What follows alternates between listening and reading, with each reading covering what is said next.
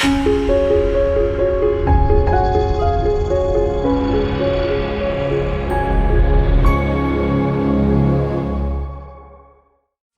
speaker for the second session is Dr. Deepa Duraiswamy. Namaste, ma'am. Dr. Deepa Duraiswamy holds degrees in engineering and management from University of Pune and IIM Calcutta. Her desire to understand the agamas and make them more accessible for a modern audience led to an interdisciplinary PhD on temple management in the agamas at the Department of Sanskrit, University of Madras, that is now published as a book by the Indic Academy.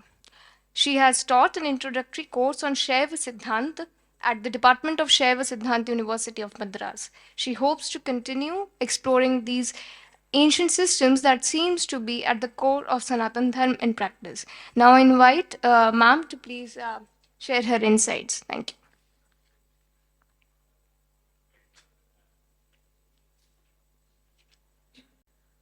ॐ सदाशिवसमारम्भां श्रीकण्ठाचार्यमध्यमाम् अस्मदाचार्यपर्यन्तां वन्दे गुरुपरम्परां वन्देऽहं शिवं साम्बं दक्षिणामूर्तिमव्ययं यत्वन्दनेन मन्दो अपि विन्देद् गुरुसमानतां या देवी सर्वभूतेषु बुद्धिरूपेण संस्थिता नमस्तस्यै नमस्तस्यै नमस्तस्यै नमो नमः உலகெல்லாம் உணர்ந்து ஓதற்கு அறியவன் நிலவுலாவிய நீர்மலிவேணியன் அலகில் ஜோதியன் அம்பலத்தாடுவான் மலர் சிலம்படி வாழ்த்தி வணங்குவாம் திருச்சிற்றம்பலம். Namastabhaye. Good afternoon, everybody. So, very excited to be here and so inspired by the scholars and our acharyas. And also the premise of this whole, gathering, it truly is very heartening to see the shraddha, as somebody said, that is immanent in, the whole exercise, because many of us, I'm sure, have attended various, programs of this sort, but what really is coming through within the introductory session as well as just the first session is the amount of, the intent, the intentionality and the truly the shraddha behind the whole thing. So I'm just going to quickly read out my paper so I don't go ahead of time, but I'm happy to take questions later. So what is Lok Parampara? Lok Parampara is the means by which the teachings of the Shastra have been kept alive in practice and propagated generation after generation. This knowledge is actually encoded in lifestyle. It's designed like a fractal system into the pattern of life, so the frailties of any single human being cannot destroy it. And the core of this knowledge derives from the temple. The temple is physically, culturally, socially at the heart of the community. It also has other aspects, political, economic, etc., which we won't go into today. So what is a temple? It is a place not just for congregation, but where the highest truth is harnessed, invoked, and invited to reside. It is a place with a living divine presence. It's a nuclear core. All the worship in the temple is intended to preserve and to keep this presence live and to continue the presence there, the sannidhya of the temple, so that all the worlds may benefit. And this is called Parartha Puja, which the Acharyas are entrusted to perform, which they have been doing for thousands of years. So we have the tradition alive with us today in spite of so many other challenges. So the texts that tell us how to go about doing this are the Shaivagamas, Shaktagamas, Sauragamas, etc. Today we're going to focus on the Shaivagamas. So, like Acharyaji said, they are similar to the Vedas. They're anadi. They're believed to be revelatory in nature, not of human origin, revealed by Lord Shiva, etc. Now, because it is difficult, so there's this Shiva Nishvasitam Veda, Vagrupascha Shivagama. The Vedas are the breath and Shaivagamas are the Vak. Now, why do we need another? Already breath is there, why we need Vak? Because only some people can understand the esoteric, teaching of the Veda. If you say Parabrahman, Upanishadic, only a few people can understand, but you give them a personal Godhead. So then they came up with, okay, visualize this Parabrahman as Parashiva, Paravasudeva, Parashakti, and so on. And that tradition is all over. So they are all Vaidika Sampradaya. Nothing is disjoint from the Veda. They are rooted in the Veda, but they are expressed in the folk tradition. Like we said, we don't have classic, folk, etc. It's all Lok Parampara. It's a tradition of the people. Okay, so how to do this? How do we go? How does the Pashu, the Atma, go from, leave the attachment of the world, which is the Pasha, the bonds, and reach the Pati? So the Agama give us four ways: Charya, Kriya, Yoga, and Jnana. The topic of your conference, Acharanam. Charya is to walk the path. So that is Charya, that's lifestyle. Kriya is a ritual, Yoga is internal ritual, and Jnana, of course, is realization. Okay. Now, all kinds of health, right? The topic is health. This can be physical, mental, emotional, social. Let's delve directly into how the temple affects this. So, a temple is always identified by the murti, sthala, and tirtha. Okay, you say which temple? You don't just give the name of the Lord. Say this particular sthala, you have Sthala Purana and so on, right? Sthala Mahatmya, a lot of texts like that. So, therefore, the sthala or the place is already encoded into the structure of the temple. The entire space is the space of the temple. The agamas, so when the Raja said, okay, I want to make a new settlement, the temple was built at the center and the town came up around it, which is why the agamas have civil planning, urban design, town planning, where to keep what. Why should the agamas otherwise have? They should just have Shiva Puja, no? Because they followed it, because that was the text people used. So there is evidence that the Chora kingdom spread. The force of urbanization was the temple movement. So you'll see large cities temple at the center: Madurai, Tiruchendur, whatever. Like, you take Sri Ranga, the city temple city. Otherwise, it's, you can't have, like, a big city and then, okay, now let us bulldoze some, which is what we do now, bulldoze everything in the center of the city and then build something there. This building will come up, that building will come up. They were very organic, right? So not just physically, but all the souls of the people who lived in that particular area was tied to the temple. The temple is for Parartha Puja, for universal benefit, but also especially when the Utsava Kriya was performed. Like Shivacharya was saying, when the Lord came out, he gave Sambhavi Diksha to everybody. And when the Utsava flag is hoisted, the tradition says every soul in that area is tied to the Dhwajapata, is hoisted on the flag. Now it is tied, and all the Utsava Kriya is transforming all those souls.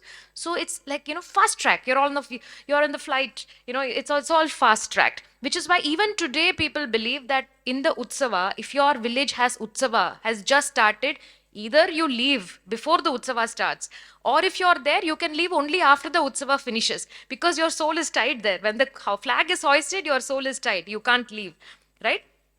Veneration of trees, water bodies, animals. So temples beautifully teach us about biodivinity. In the ritual called Mrit Sangrahana, they collect the soil.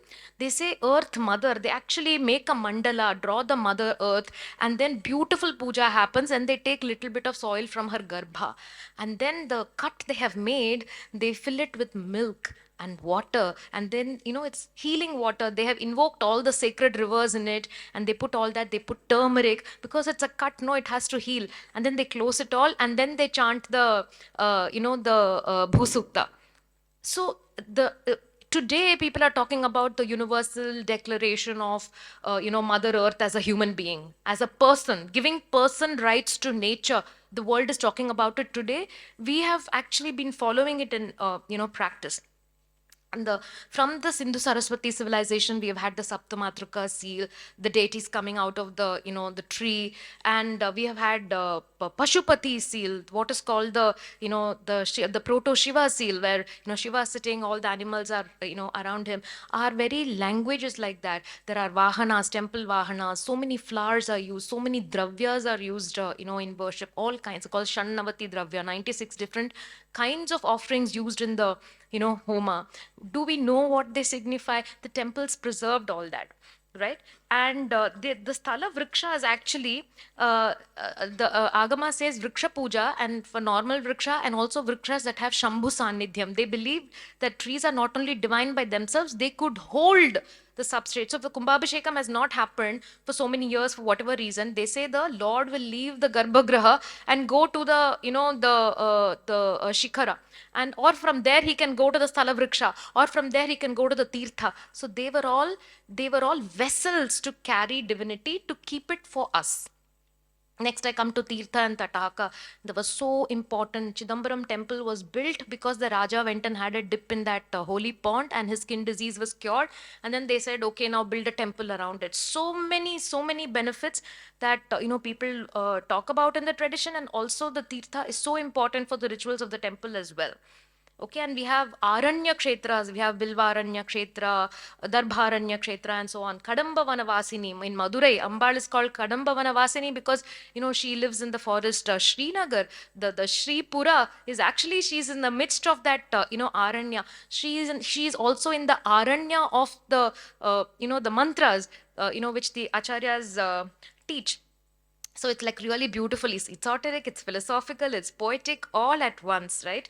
The temple Nandavana, there were people who were settled in the Nandavana to take care. There were so many different species of fragrant flowers.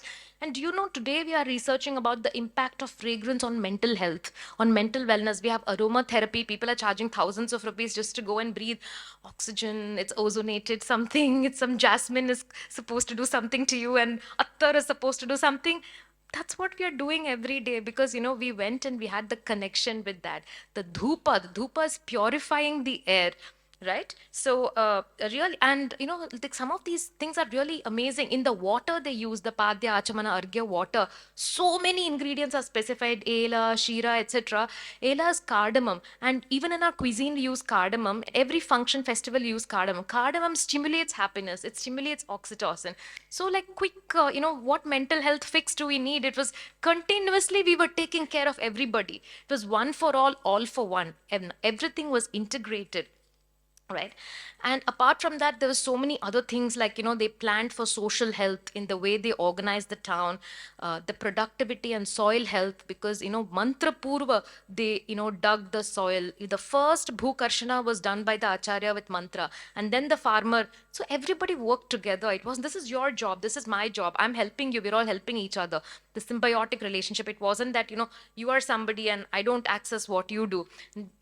People did it together. There was Vastu Puja, Bhu Pariksha, so much science, how to evaluate the soil, how to test if the soil can be used for building Leaning Tower of Pisa. That's our favorite example versus our famous Tanjavur, temple for 1,000 years. We have temples for like more than 1,500 years as well. How did they test? How did they test the soil, those engineers?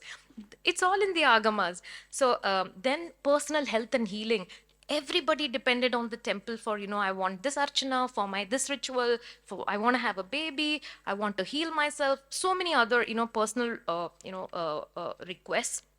And healing happened. Knowledge propagation, cultural propagation, a feeling of happiness, a feeling of being connected. Every day you go to the temple, do the pradakshina, talk with people, connect with people, some music, dance, pravachana. It was a holistic lifestyle, and that is what we missed. During COVID, we all realized the truth of Vasudhaiva Kutumbakam. One person sneezes in China, entire world is shut for years together, right? So truly Vasudhaiva Kutumbakam.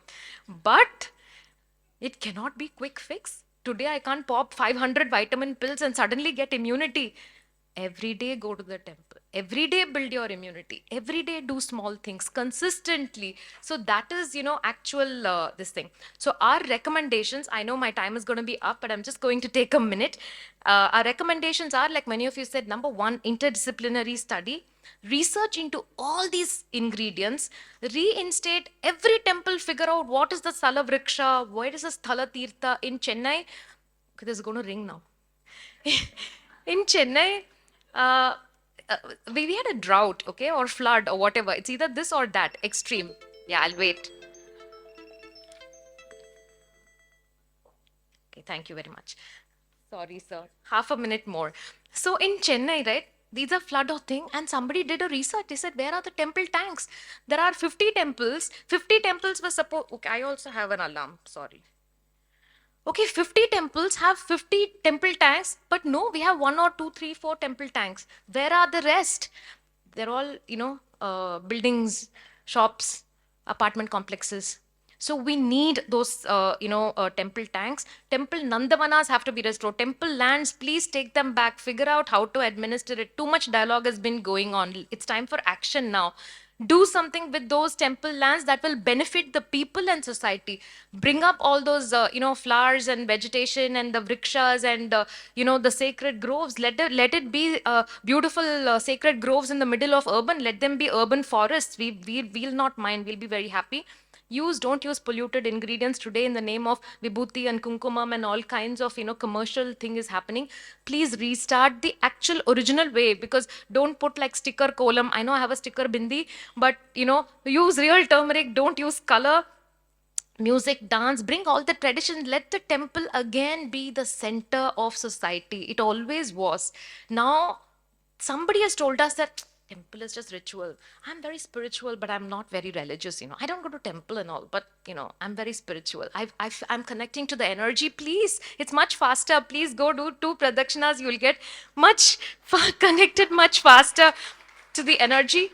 And two things I would request: please give either your intangible cultural heritage of the world, or memories of the world status to the sthala parivara, the people of the temple. Please protect them.